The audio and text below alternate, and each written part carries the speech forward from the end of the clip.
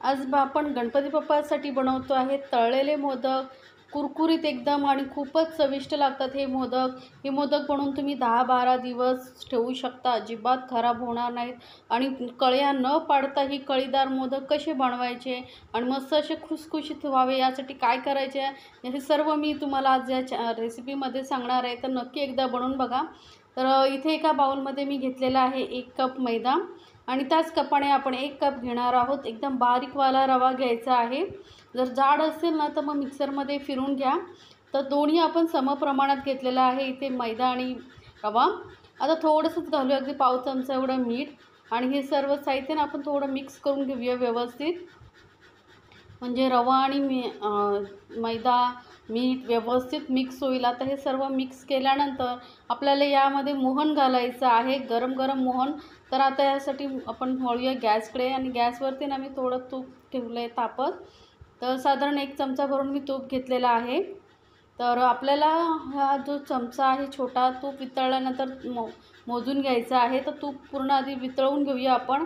त्यानंतर आता आपण जो कांदे पोहे खाण्यासाठी चमचा वापरतो त्याने हे तूप मोजून घ्यायचं आहे आपल्याला. तर आपलं तूप मस्तपैकी गरम गरम झालं आहे. तर या चमच्याने आपण मोजून घेणार आहोत. तर साधारण आपल्याला 1 कप रवा आणि 1 कप मैद्यासाठी 4 चमचे इथे मोहन लागणार आहे, छोटा आहे बघा. तर साधारण 4 चमचे इथे मी मोहन घालते मस्त. आणि गरम गरम कडकडीत तूप पाहिजे. तुपाऐवजी तुम्ही तेल घालू शकता, पण त्याने जी टेस्ट येणार नाही, त्यामुळे शक्य असेल तर तूप घाला. आता या चमच्याने आपण 4 चमचे मोहन घातल्यानंतर चमच्यानेच मिक्स करून घ्यायचे, कारण हे मोहन खूप गरम आहे त्यामुळे हाताला चटके लागू शकतात. ते व्यवस्थित मिक्स करून घ्यायचं आहे आपल्याला. आता हे मस्त असं मिक्स झालेलं आहे. आता आपल्याला हाताने हे मिक्स करायचं आहे. चांगलं तूप आहे मस्त असं चोळून चोळून घ्यायचं आहे आपल्याला पिठाला आणि रव्याला. तर शक्य असेल तर हाताने व्यवस्थित चोळून घ्या. तर कमीत कमी 2-3 मिनटं असं हाताने व्यवस्थित चोळत राहायचं आहे, म्हणजे प्रत्येक कणाला इथे तूप व्यवस्थित लागेल. म्हणून शक्य असेल तर हाताने व्यवस्थित असं चोळून चोळून घ्या. तर बघा मस्त असं हे आपलं मोहन लागलेलं आहे, प्रत्येक पिठाला रव्याच्या दाण्याला लागलेलं आहे. तर बघा आता हे ओळखायचं कसं मोहन परफेक्ट आहे, असं मूठ बांधून बघायची. तर अशी मूठ झाली म्हणजे व्यवस्थित आपलं हे मिश्रण आहे. आता यामध्ये थोडंसं पाणी घालून आपण हे पीठ मळून घेणार आहोत. आता इथे तुम्ही दुधाचा वापर करू नका, कारण दुधामुळे मग ते मोदक खराब होऊ शकतात. म्हणून शक्य असेल तर पाण्यामध्येच पीठ मळून घ्या, कारण आपल्याला हे मोदक स्टोअर करून ठेवायचे आहेत. तर हे पीठ बघा मस्त असं मळून घेतलेलं आणि पीठ आपल्याला एकदम सॉफ्ट मळायचं आहे, कडक असं घट्ट असं मळायचं नाही, कारण आपण यामध्ये रवा घातला आहे. तो रवा फुलण्यासाठी एकदम सॉफ्ट असं पीठ मळून घ्यायचं. तर हे आपल्याला तसंच झाकून 15-20 मिनटं ठेवायचं आहे. तोपर्यंत आपण सारण बनवून घेऊया. तर सेम पॅन मी तोच घेतला आणि त्यामध्ये अगदी थोडंसं तूप घेते आहे.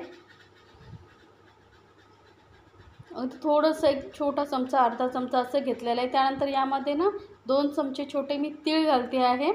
तिळाऐवजी तुम्ही कचकशी घालू शकता, पण तिळाने खूप छान टेस्ट येते म्हणून मी इथे तीळ घातलेले आहेत. तीळ थोडेसे हलकेसे आपण तुपावरती भाजून घ्यायचे आहेत. गॅसचा फ्लेम एकदम लोवरती ठेवायचा आहे आपल्याला. आणि आता तीळ भाजले गेल्यानंतर यामध्ये ड्रायफ्रूट्स घालते. तर इथे मी काजू, बदाम, पिस्ता असे तिन्ही मिक्स ड्रायफ्रूट्स घेतलेले आहेत. तुम्हाला जे ड्रायफ्रूट्स आवडत आहेत ते घालू शकता किंवा नाही घातलं तरी चालेल, पण ड्रायफ्रूट्समुळे थोडी टेस्ट खूप छान येते. तर हे ड्रायफ्रूट्सही आपण थोडेसे हलकेसे भाजून घेतल्यानंतर यामध्ये मी 1.5 कप डेसिकेटेड कोकोनट घालते आहे. हे मार्केटमध्ये तुम्हाला इझिली मिळेल, किंवा मग तुम्ही डेसिकेटेड कोकोनट नसेल तर मग सुका जो नारळ असतो, सुकं खोबरं असतं तेही किसून घातलं तरी चालेल. आणि आता हे आपल्याला खोबरं एकदम लो फ्लेमवरती परतून घ्यायचे, कारण हे सुकं आहे खोबरं, ते लगेचच खाली लागू शकतं, करपू शकतं. त्यामुळे एकदम लो फ्लेमवरती आपल्याला बघा मस्त असं थोडंसं हलकासा अजून कलर चेंज होईपर्यंत परतून घ्यायचं आहे. तर मिश्रण आपलं तयार आहे. थंड करून आपण एका बाउलमध्ये काढून घ्यायचं आहे. तर एका बाउलमध्ये मी काढून घेते. व्यवस्थित थंड झालं पाहिजे, कारण यामध्ये आपल्याला ना साखर मिक्स करायची आहे. जर तुम्ही गरम ह्याच्यामध्ये साखर मिक्स केली तर त्याच्या गुठळ्या होऊ शकतात, कडक असं मिश्रण तयार होऊ शकतं. त्यामुळे शक्य असेल तर पूर्णपणे रूम टेम्परेचरवरती येऊ द्या, त्यानंतरच आपण यामध्ये साखर मिक्स करणार आहोत. तर हे मिश्रण मी पूर्ण व्यवस्थित थंड करून घेतलेलं आहे फॅनखाली. तर आता यामध्ये आपण थोडंसं साखर ॲड करणार आहोत। हे बघा व्यवस्थित थंड झालेलं आहे। तर या स्टेपला आता आपण यामध्ये साखर घालणार आहोत। तर इथे मी पिठी साखर घालते। तर इथे आपण 1.5 कप डेसिकेटेड कोकोनट घेतला होता, त्यासाठी मी पाऊण कप साखर घेतलेली आहे, पिठी साखर। आणि त्यासोबतच थोडीशी जायफळ आणि वेलची पावडर मिक्स करून घातलेली आहे। आणि आता व्यवस्थित आपण हे सर्व मिश्रण मिक्स करून घ्यायचं आहे। मी दाखवलेल्या रेसिपी जर तुम्हाला आवडत असतील तर चॅनलला लाईक्स, कमेंट्स आणि सबस्क्राईब करायला विसरू नका। सोबतच बेल आयकॉनवरती क्लिक करा, म्हणजे माझ्या नवीन रेसिपीची नोटिफिकेशन लगेचच तुमच्यापर्यंत पोहोचेल। आता हे व्यवस्थित आपण सर्व मिश्रण मिक्स करून घेतलेलं आहे।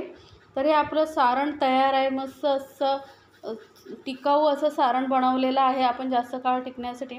आता आपण वळूया पिठाकडे, जे आपण मळून ठेवलं होतं बघा, सॉफ्ट झालेलं आहे एकदम, कारण एकदम सॉफ्ट मळून ठेवलं होतं। आता याचे आपण छोटे छोटे बॉल बनवून घेऊया, छोटे छोटे गोळे बनवून घ्यायचे आहेत आपल्याला। त्याआधी आपण थोडंसं हलकंसं मळून घेऊया, म्हणजे कुठे मैदा आणि रवा व्यवस्थित थोडा मळला ना की अजून थोडं सॉफ्ट होईल, म्हणून थोडंसं हलकंसं मळून घेतल्यानंतर याचे आपण छोटे छोटे बॉल बनवून घेणार आहोत। तर अगदी छोटे छोटे गोळे बनवून घ्यायचे आहेत, कारण याचे आपल्याला पारी लाटायचे आहेत, छोटे छोटे पोळ्या लाटायचे आहेत। तर हे बघा आपण बॉल सर्व बनवून घेतलेले आहेत। ते एक बॉल घेऊन याला आता पीठ वगैरे, सुकं पीठ वगैरे लावायची काही गरज नाही, आणि यामध्ये मस्त असं मोहन घातलेलं आहे, त्यामुळे याला काहीही न लावता हे मस्त असं लाटलं जातं। तर ही पोळी आपल्याला ना, पुरी आपल्याला एकदम पातळ अशी लाटायची आहे। शक्य होईल तेवढी पातळ लाटा, म्हणजे मोदक आपले एकदम खुसखुशीत होतील। तर हे बघा अगदी ट्रान्सपरंट अशी आपण ही पोळी लाटलेली आहे। तर मी तुम्हाला दाखवते बघा, एकदम पातळ, म्हणजे हातही दिसतोय, तुम्हाला दिसत असेल एवढी आपण ही पातळ लाटून घेतलेली आहे। आता एक व्यवस्थित ही पोळी ठेवून यामध्ये आपण सारण भरून घेणार आहोत। तर अगदी मध्यभागी सारण ठेवायचं आहे आपल्याला, अलगद ठेवायचं आहे, कारण साईडला लागलं नाही पाहिजे त्यामुळे। आणि लागलं असेल तर थोडंसं असं ना हाताने आपण एकत्र करून घ्यायचं आहे सारण, आणि अलगद आपल्याला वरती करून ह्याला आपण प्लेट्स जसे साड्यांना वगैरे घालतो तसे प्लेट्स हळूहळू देत जायचं आहे। अगदी सहज आहे, फक्त गोळा करत जायचं आहे असं प्लेट्स।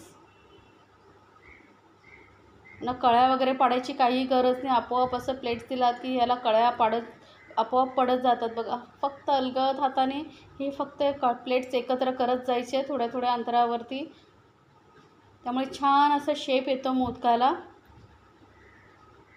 बघा किती मस्त असा शेप आलेला आहे, एकदम मस्त कळ्या पडलेल्या आहेत।